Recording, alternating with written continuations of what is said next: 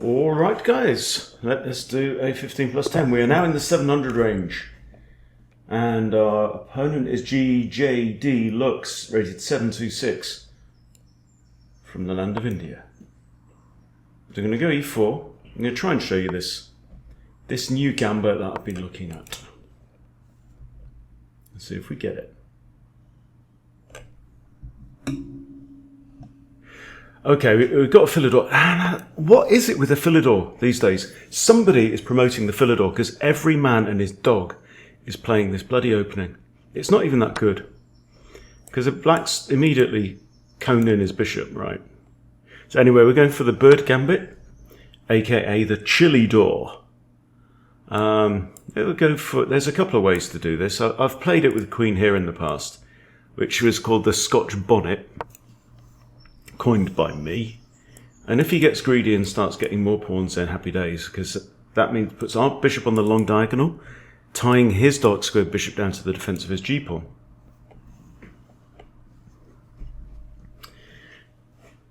Chess juice, let's go. Alrighty. No rush. No rush.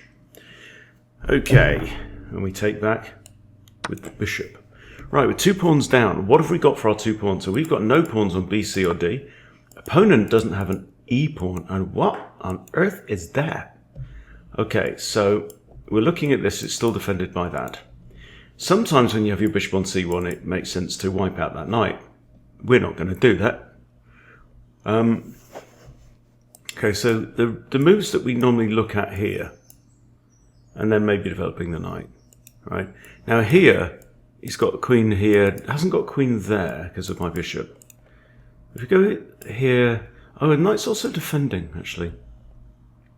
Knight's defending f7. So I think I'm just going to castle here and carry on. Sometimes discretion is the better part of valor. I haven't even got this also because of my bishop here. But on the flip side, I am pressuring the g-pawn. He also can't fianchetto because he moves that pawn and he loses his rook, you see. So this is all about activity now. I've got 1, 2, 3 very well developed pieces. Right? He's got one piece that's developed, but you can't say it's well developed. It's kind of a bit crap, really. Let's get some cream in the coffee and let's go.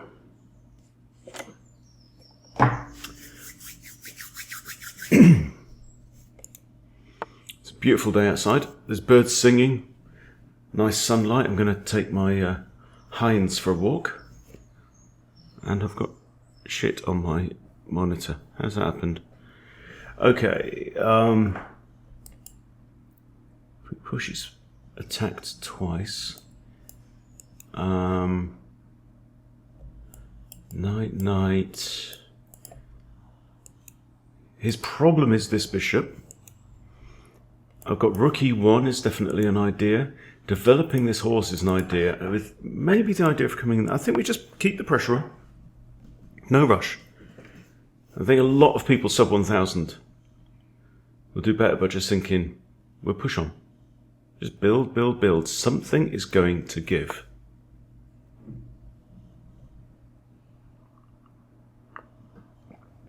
I think I'm going to take that horse. Or I could just drop the bishop back, actually.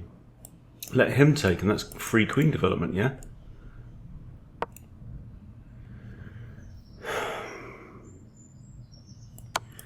And there we go. Free queen development. Now, look, I've got 1, 2, 3, 4 good developed pieces. This knight can improve by advancing up the board, right?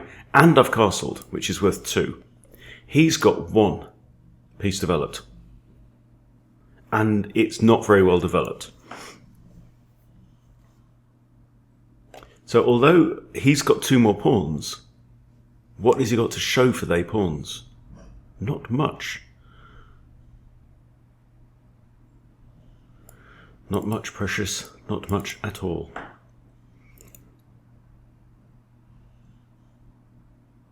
Still enjoying listening to the Two Towers on an audiobook. And we are getting up towards the Forbidden Pool kind of territory. That is another very timid little move. I think he wants to play this. But that's not going to help ye. Hang on. Also, I'm conscious that... No, what he's doing is he's preventing my knight from coming in. Okay, I get it. I get it now. But I'm also conscious that my knight is now in the way of my bishop, blocking this. Okay, so I'm thinking it's probably time to reroute the knight round to the other side of the board. It's all about the pressure. It's all about preventing him from doing what he wants to do. Now I take here, opening up the e-file. I can actually just win the pawn outright there. But I'm thinking maybe rook fe1 or rook ad1, maybe. I also have a checkity-doodah. Now, if he blocks with his bishop, that's a fork on knight and rook, so he can't do that. If I go checkity-doodah and he blocks with the queen, I've also got this checkity-doodah too. I just think rook fe1. I've not even really attacked him yet. All I've done is kind of recapture a bit of stuff. Okay. There.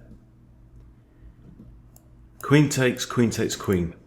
Oh, no, stop, wait. I thought there was a pin. There isn't. Well spotted, Hunty. Full marks there. Now, knight f4. I'm disinclined to play knight d4 because, again, it blocks off my bishop. And the whole point of putting the bishop here is to put pressure there, preventing him from developing this, which he really wants to do because he wants to castle his king, because it's dangerous out there, isn't it? So I think we do this, yeah? Maybe attack the bishop. Pawn takes. Check. g6. Back here. The old favourite. Happens a lot, this. This queen check, pawn blocks, queen here. It's a classic blunder in the king's gambit. So look at all the activity that he hasn't got. Like, he's still up 2 pawns, but where are they, right? We've both got FGH, okay? So he's got this and this. That is his advantage in the game. Right? This one here on b7 is not even developed, is not even defended.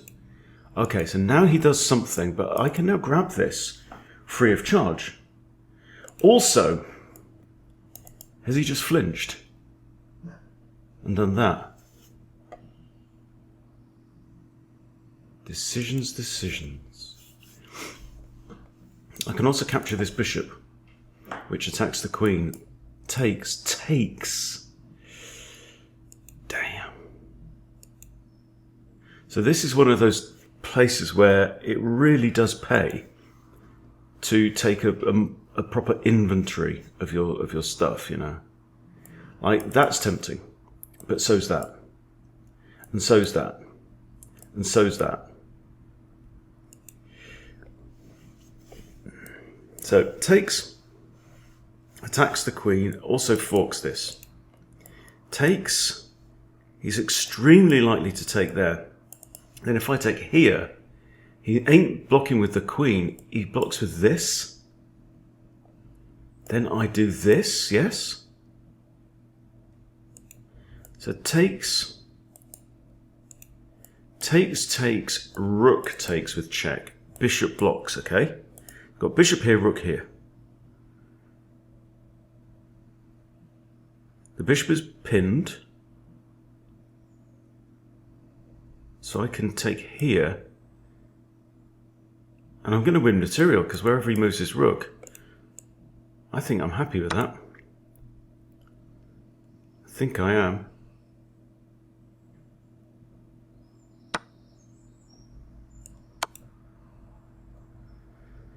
The only other legal move is king d7.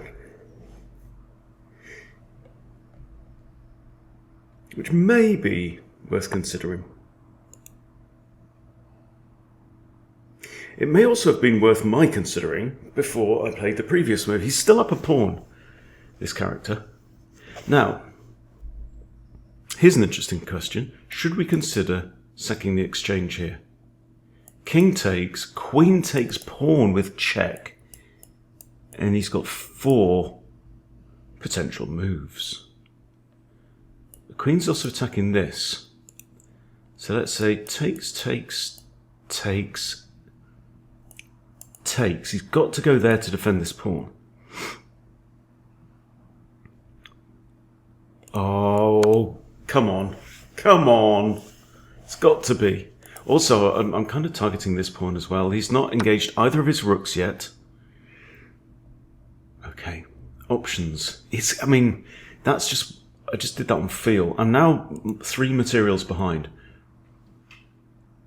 And what are those materials? Well, it's actually an exchange and a pawn. Now, this is pretty deadly too.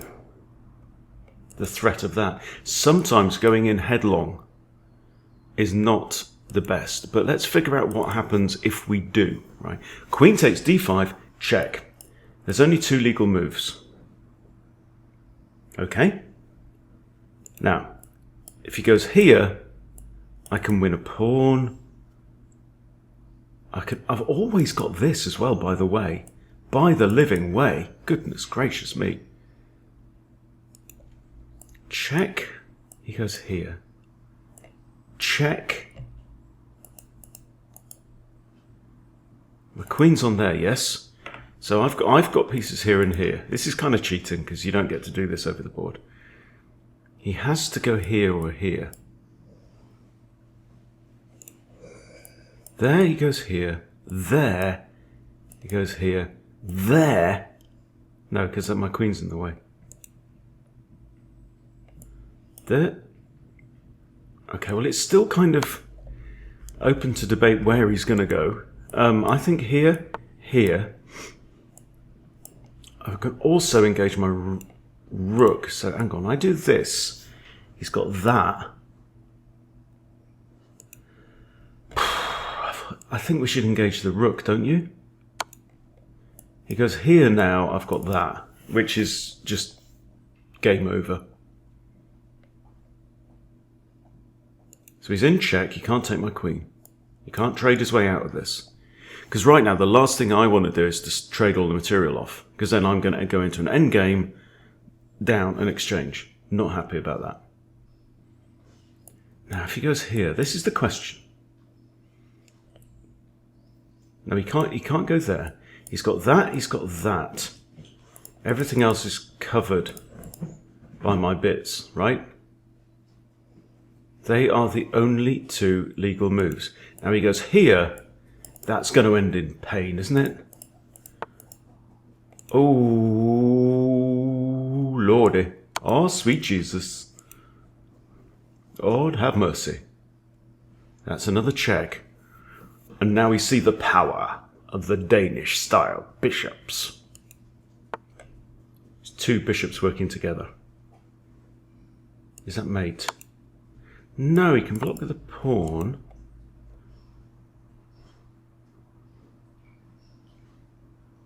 But that is mate, yes? Gosh. Wow, chalk one up to the chillidor. Good game, son. Good game. Right, let's have a quick look at the game review. I'll get 1 per day, and then I'm going to get on with my day because the sun's out. And you shouldn't be sitting inside playing chess when the sun's out. As every 90%. And a brilliant middle game with a brilliant move. Can I do a happy dance? But he played at 950, look. And he played the opening better than I. Go figure. Right, let's check it out. Yeah, it says recapture the pawn, but you know, the whole point of this speedrun is we're just going balls out, hell for leather, attacking. Right. Equal. We're 2 pawns down, and yet the engine says equal. Now, in a situation like that, you want to be, if it's human versus human, like a full meat battle, then you want to be the side without the pawns, because it means that your position's actually better in terms of real playability. Like, if it's fish against fish, then it's going to, it's probably going to end in a draw. If it's meat against meat, different matter. Okay, yeah, I'm not happy about this move for him. Castles is great. It says also develop a knight. Okay. See, I had ideas about bringing my knight up here, but he had other ideas, didn't he? There says he should have traded. Now it likes black.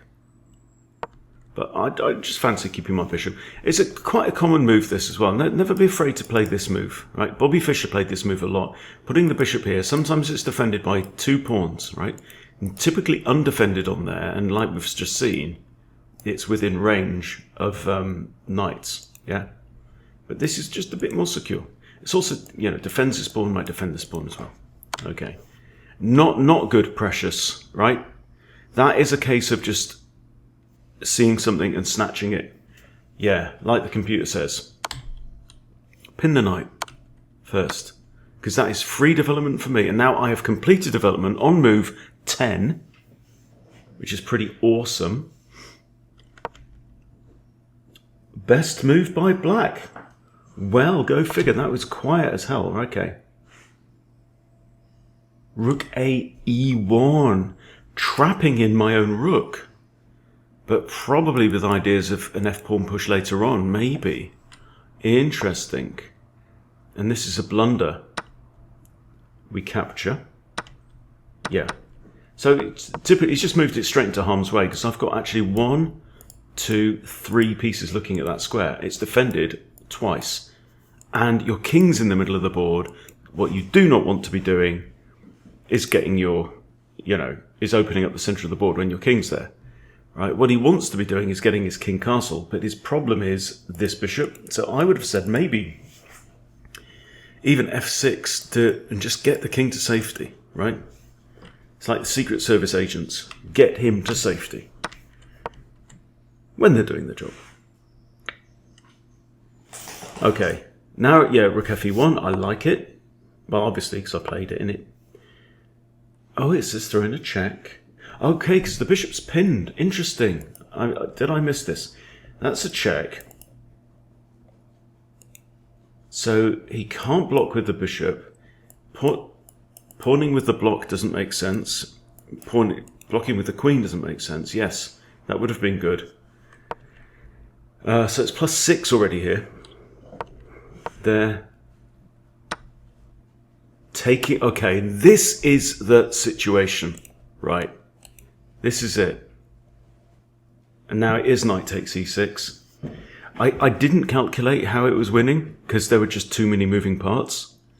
But from here, knight takes e6, bishop a4 check again is good. And then bishop takes g7 is also good. They're all actually winning. So, pays your money, takes your choice. Not best, best. Okay. King d7 is excellent, and then that counts as a brilliant move. I thank you. With forced mate in 6. Oh, please, get in there. And that, boys and girls, is how you do a speedrun episode. Whew. I mean, honestly, my heart is in my mouth sometimes when I start these, because, I'm not a title player, and I do occasionally get my arse handed to me by a beginner, or an alleged beginner. But in this case, that was pretty. That was a pretty one, and completely fulfilled the brief of the speedrun, which is balls on the table, go out and checkmate the bastard. So, mission completed. Hope you enjoyed it. I certainly did, as you can tell by the look on my little face. Thank you for watching. See you next time.